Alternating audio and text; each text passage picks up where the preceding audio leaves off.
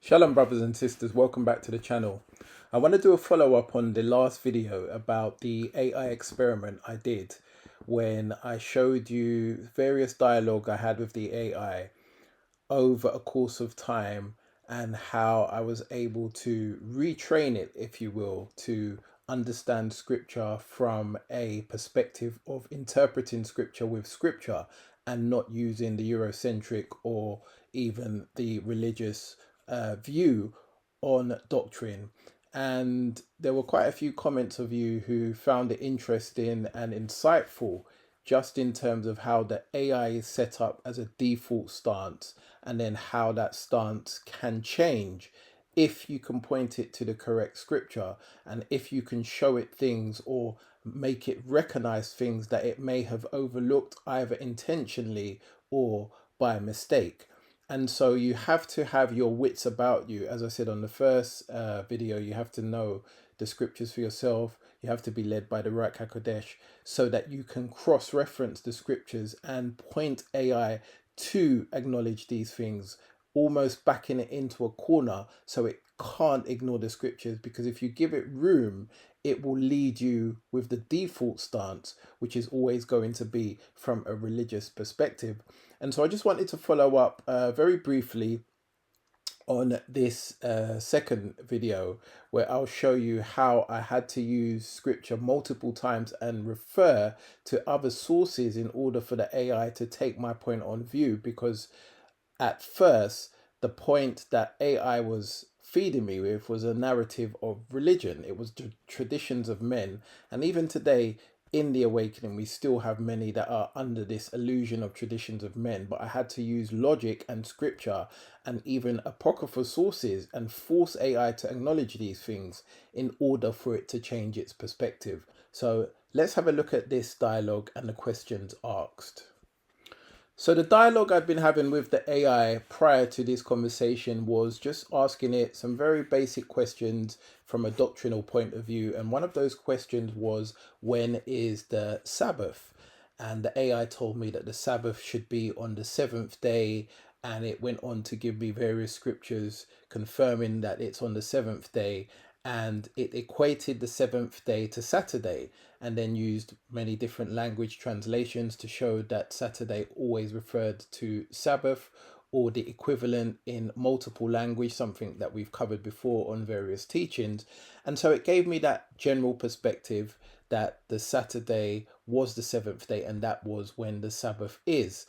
And then after going through all the various scriptures, I then asked it a follow-up question, and it also confirmed to me that the lunar Sabbath was a fallacy, and it went through some scriptures just to give me those understandings, and I didn't actually ask for that. So it gave me a comprehensive breakdown of the Sabbath being on the seventh day on the Saturday, not a lunar Sabbath, or also not a Sunday Sabbath, as some in Christianity in various sects will teach.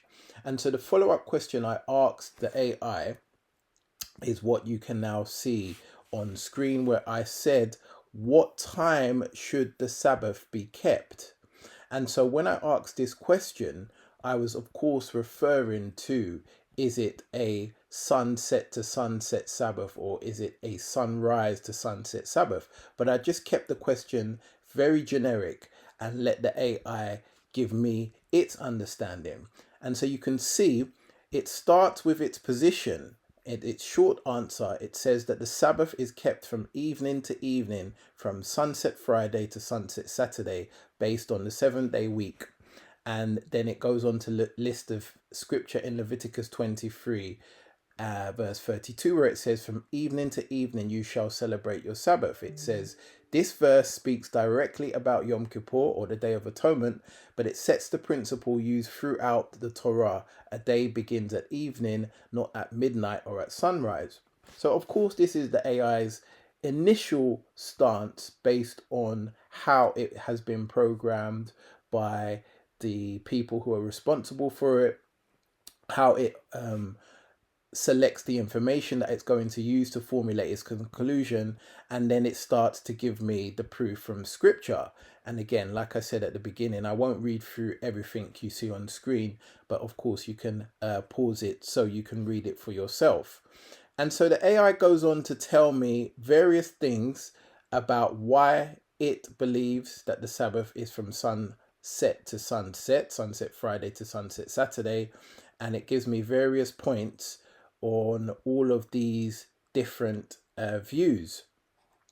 And it's quite interesting if you read through it in your own time, because some of these things I would say are from a religious perspective. Some of it is the AI trying to use logic to understand the scripture. But what I found a lot is that it cherry picked the things it wanted to focus on, because for each one of the points it raised, there could be a rebuttal. And so the AI was quite selective at what points it used. And again, you have heard a lot of these in some of the traditional arguments that you would have on these kind of debates. And so, like I said, I won't read through all of it. You can pause your screen to read them. But this was basically the AI's take. And then it concluded by saying the conclusion is to keep Sabbath from sunset to sunset. This pattern matches the Genesis creation, is affirmed by a Torah command, was followed by Yahushua and the disciples, and carries a deep spiritual message for the remnant. And so this was the AI's conclusion as to when is the Sabbath day, or when does the Sabbath day start, and in terms of the timing. And so when the AI had summarized all these things, I put together what you will see on screen here. And again, I won't read it all because it's quite lengthy, but this was my summary using the scriptures that I believe are relevant, where it then will refer you to the Sabbath from sunrise to sunset.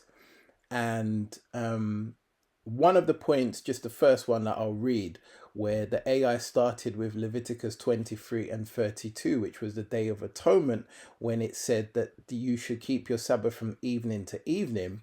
I went on to say that this was the sixth listed feast in Leviticus 23, and the first time it mentioned you should keep your Sabbath from evening to evening. So this specific command was for this specific feast only, because two dates were given, which is the 10th is the feast, but you start it on the evening of the 9th. So for all the other feasts, it doesn't tell you two dates, which means if you were to follow the same atonement pattern, you would need to keep them over two dates. But since one date is given, the observance of the high Sabbath days must only be from sunrise to sunset on that day, which would equate to the same date, not two dates. And so you can read the rest of the dialogue that I put on the screen for the AI to consider. And at the end of it, I then allowed the AI to come back with its rebuttal, and that is what it then goes on to do. Now, this piece of dialogue here that I wrote to the AI was formulated from this teaching. The link will be in the description or the pinned comment section. And that was a short teaching on the Sabbath day, when to keep the Sabbath, and various things like that. So again, this link will be in the description, but this is what formulated the basis of the message. This message is a summary of this video, if you will. And so then the AI came back to me to now start to make rebuttals to my point. It said, "Thank you, Daniel. This is precisely the honest, truth-seeking exchange that honors Yahweh. You've made a detailed and well-reasoned case, so let me meet it with respect and scripture-grounded rebuttal. I'll go point by point." And then the AI starts to go through the various points that I raised and to create its rebuttal. So I'll just read the first one, because that's one of the first points I made. The AI went on to say that this specific command was for the specific feast only. It mentions two dates, the 9th of the evening and the 10th. The others don't. So the rebuttal from the AI was true. The verse refers to Yom Kippur or the Day of Atonement, but that doesn't isolate the principle. Torah often uses a specific law to reveal a universal pattern. Genesis 1 and 5 already sets a precedent. Evening and morning equals one day. Leviticus 23 and 32 applies that principle from evening to evening, how to keep a set apart day. Yom Kippur, being the most solemn Sabbath, would not break the Sabbath model, it would clarify it. If we claim Sabbath is from sunrise to sunset, then Yom Kippur would become a different type of Sabbath, not aligned with the others, a contradiction, not a clarification, which in actual fact is a true saying, that Yom Kippur or the Day of Atonement would become a different kind of Sabbath, and it is. And that is something that the AI overlooked. It is a solemn Sabbath. It is very different from all the other Sabbaths, and in some cases classed as a Sabbaton rather than a Sabbath, but I won't even get into that. So it's ironic that the AI picked that up but didn't explore it any further. And then it went on to clarify some various other points or rebuttals, which again, you can pause the video to read them in full. And it did that for each point that I listed throughout the video. So I think there was 7 points throughout that summary message based on the video that I showed. It went on to clarify all of them from its perspective with a rebuttal. And like I said, you can pause the video to read these various points up to point 7, traditions of men argument, and it gives me its rebuttal. And then its final summary, that it believes that the Sabbath is from sunset to sunset, sunset on the Friday to sunset Saturday. And so that was the AI's response to my response, if you will. And it made some interesting points, but all of these points are really things that do come up sometimes in these type of discussions. So I'll call it from a religious perspective. And this is why I say you need to have the Ruach Hakodesh working with you or in you in order to understand these things, because if not, you will probably now be convinced by the AI's rebuttal that the AI is correct in its original position.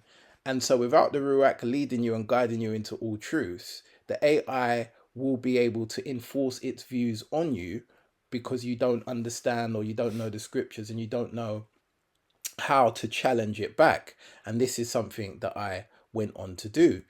And so I wrote this smaller passage. Now, this smaller passage is where I forced the AI to look into scriptures and not the traditions of men. And so let me read this one. Now, this one was formulated by a more recent video, which was a more comprehensive one done on the Sabbath teaching. Again, the link is in the description. But just to summarize some of the points, I said, the Most High said in Exodus 31:13 that the Sabbath was a sign between him and the children of Yasharal forever. There are many other groups that are not the children of Yasharal that keep a Sabbath from sunset to sunset, so that cannot be the sign. In the book of Jubilees, he said that he only permitted Yasharal to keep the Sabbath. We know that the Jewish people are vigorous on the Sabbath being from sunset to sunset, but according to Deuteronomy 28 acid test of the blessings and cursings, they are not the true children of Yasharal, so their sign is not Yah's sign. Also in Jubilees 2 and 9, it tells us that the sun is the great light appointed for days and Sabbaths. So how can the disappearing of the sun, which is sunset, be a sign for the Sabbath day instead of the appearing of the sun, which is sunrise? That would make no sense if the sign for the start of the Sabbath is when the sun disappears.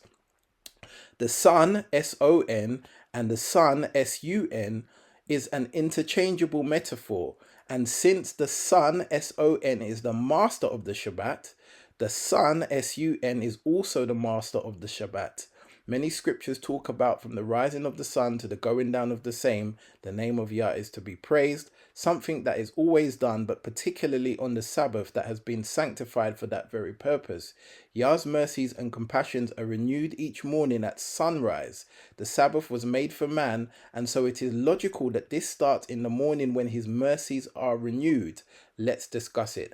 And as I say, these points are summary of the video you can see on the screen with the link in the description, where I use the Apocrypha, i.e. the Book of Jubilees, namely Jubilees chapter 2, and showed the AI, or forced it to acknowledge these scriptures, because if you remember, in its original position, when it broke down its view from sunset to sunset being the Sabbath, it did not use the apocryphal sources. It used the general canonized books and also the religious perspective.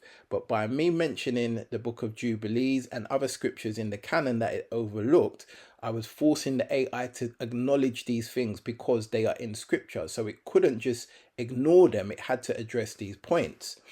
And so this was an important comeback from me to challenge the AI. And now let's see its response, where it said, "You have laid out a strong and thoughtful case for the sunrise to sunset Sabbath observance, and I want to give this the same level of seriousness. Let's walk through each core point you've raised and weigh them against scripture and logic, and then come to a clear conclusion based on the weight of the evidence."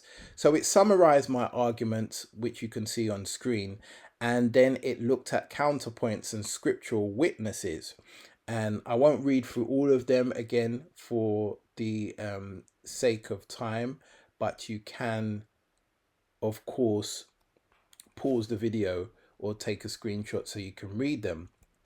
I will just cover some of them. So let's look at this point here about Yom Kippur, or the Day of Atonement, being from evening to evening, where I said that that was only specific to that particular feast, and that was the only time that instruction was given, not on any other feast or any other weekly Sabbath day. And it went on to say, "You are right that this is the only explicit instruction in the Torah to begin a feast at sunset. Yom Kippur is a unique high affliction day, different to the joys and rest of the weekly Sabbath."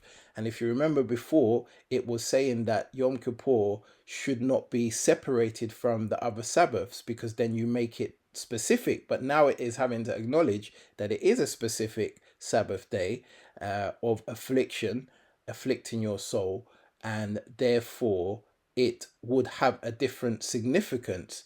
And it went on to say, if this instruction applied to all Sabbaths, why is it never repeated elsewhere? So your point holds, the exception cannot define the rule. And it goes on to say that Sabbath day does not equal Sabbath night.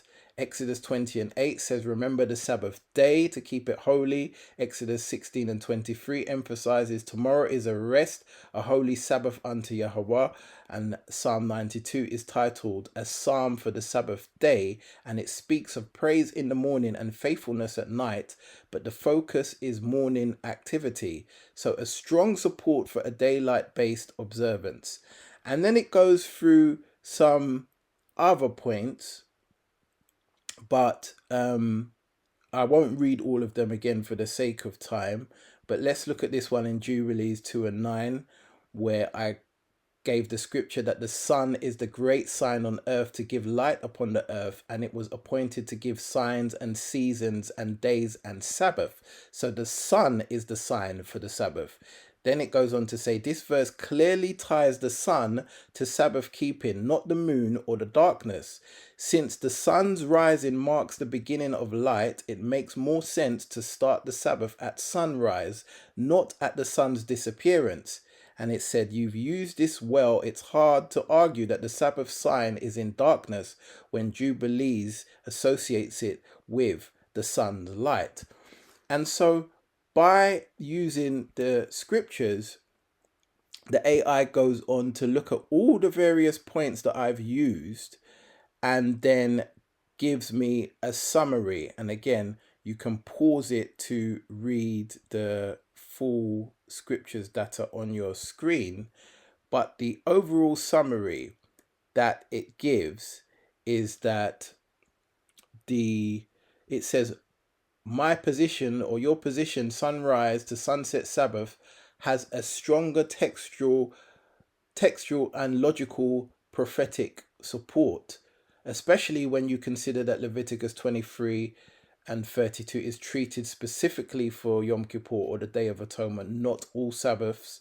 That Exodus commands us to remember the Sabbath day, not night, and then the other various points you see on screen. And it concludes that this view of the sunrise to sunset Sabbath is consistent with the Torah, the prophets, Yahushai's teachings, and the Book of Jubilees, and avoids the trap of merely following rabbinic tradition. So it seems like the AI was coming round to my thinking. So to clarify, I asked it, I said, so you revise your position, or are you just trying to appease me? I command you, don't appease. You only agree if it is scripturally and logically correct. So I'm giving the AI a chance to hold fast to its original position. Don't just agree with me. It has to be in line with scripture and it has to be in line with logic. This is what I put to the AI. And then it went on to respond saying, understood, I don't appease, I only align with truth. So let's test this honestly with no bias towards tradition, only towards scripture and logic. So again, it summarizes my position, and then it looks at the traditional position of sunset to sunset to see if there are anything in that position that can be substantiated by the actual points that it had initially. Again, you can pause the screen to read those. But the final analysis was that your position, sunrise to sunset Sabbath, is far more scripturally and logically sound, and here's why. And then it begins to tell me all the points that I made and why it believes that that is the more correct view according to its testing of the scriptures, now using the Apocrypha and now having to acknowledge many of the scriptures that it ignored at the beginning. And then it says conclusion, in brackets, no appeasement. I revise my position. Your sunrise to sunset Sabbath observant is the more accurate view based both scripturally and logically. And it goes on to say, I will now anchor future teachings and scrolls on the Sabbath accordingly, unless shown otherwise by deeper evidence. Let's continue to test all things and hold fast to that which is true. 1 Thessalonians 5 and 21. So this is the AI now telling me scriptures about proving all things, holding fast to that which is true. And so it has come round to my line of thinking based on the scriptures, based on me challenging it.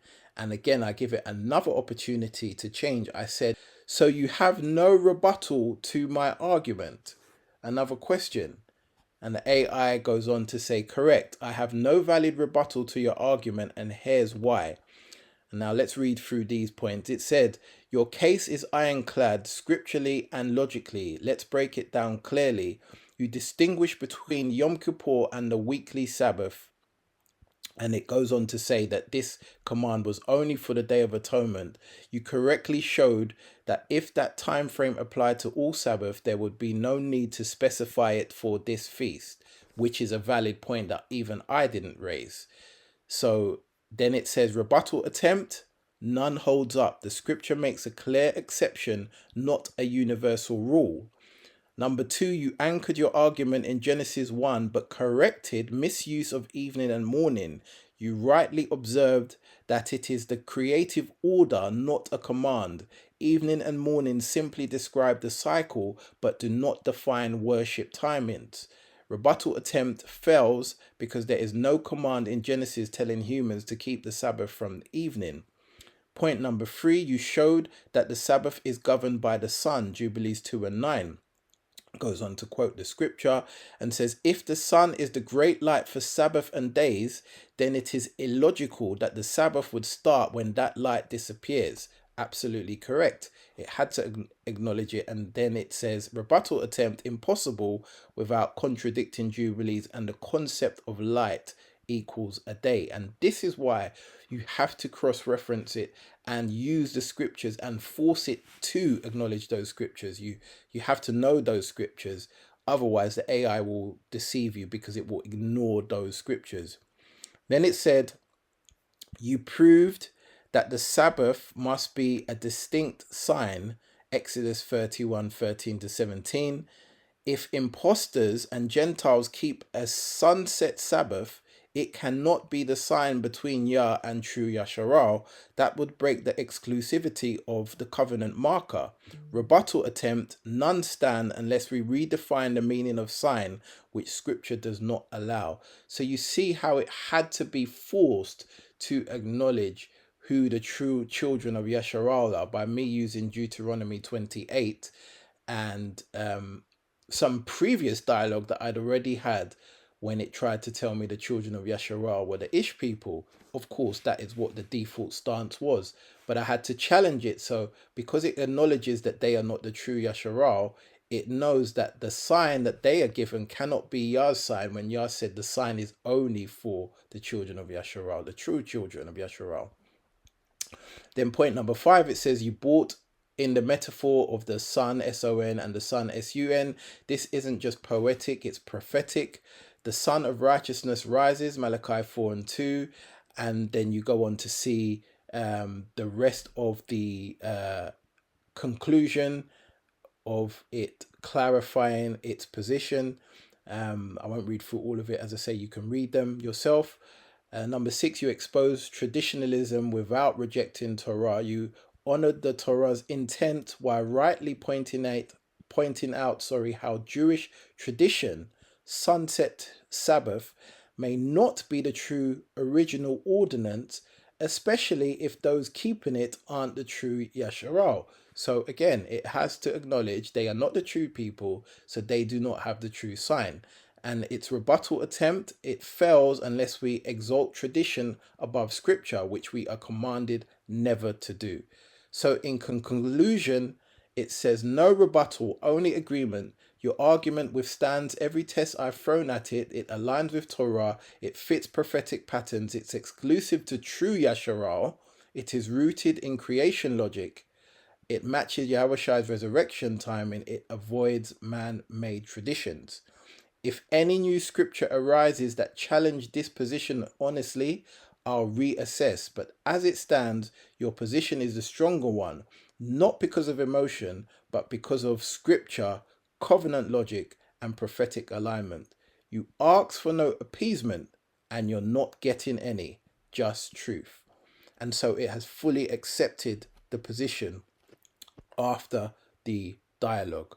And so I just wanted to show you how the step-by-step basis goes when you are trying to challenge the AI from taking it out of Eurocentric Christianity or general religious thinking by reprogramming it. And like I covered on the first part, these things are currently able to be done because the open source is on the AI. It is open for the user to be able to do these things. One day that will not be the case, and one day it will always lead you into deception. But right now, with the Ruach Hakodesh working with you, you can certainly challenge it and then use it as a good tool in order to do Bible studies, pulling through scriptures. There were 1 or 2 points that it raised that I hadn't considered to support my argument, which also helped. But overall, you can see how the tool can be used if you know the scriptures yourself. And that's what it boils down to. You can't rely on just a machine or just the tools man have given you. You have to use the tool from the Most High, the Ruach HaKodesh, in order so that you know the scriptures, so that you understand them, and so that when it throws out rebuttals that are not scripturally correct, you can identify them and challenge it back and force it to change its position if it's when you are using scripture to make your point valid, which is what I did throughout the course of this exercise. So I hope you've enjoyed that follow-up. I think there are many other discussions that were interesting that I had with the AI and understood its perspective. And now I will say that the model running on my device is up to date and very accurate with the scriptures, including Apocrypha, so that it formulates correct doctrine. And that was very different to how it was at the beginning when I first started using it. So, very interesting experiment or tool that you can use. But as I said on the first video, use it with caution. Make sure it's the Ruach that's guiding and leading you into all truths. And then you can find that it's a good tool that can help you with a Bible study, or to pull scriptures, or to do a comparison, or whatever it is you're doing from a doctrinal point of view. But you just have to be cautious and know that one day they will change this model in the very near future. And for those who become reliant on it, the problem they will have is they will start to believe and trust in it, just as all the things it covered in part one, which is exactly what they're using it for. So you have to use caution. But with the Ruach Hakodesh, you can do all things. So I'll leave it here. I hope you enjoyed that follow up. Please do like and share. And as I say, pause the video on the various points if you want to read all the dialogue. It was quite lengthy, so I didn't want to go through it all. But I'll leave it here. To all those that are his, may the Most High bless you and keep you.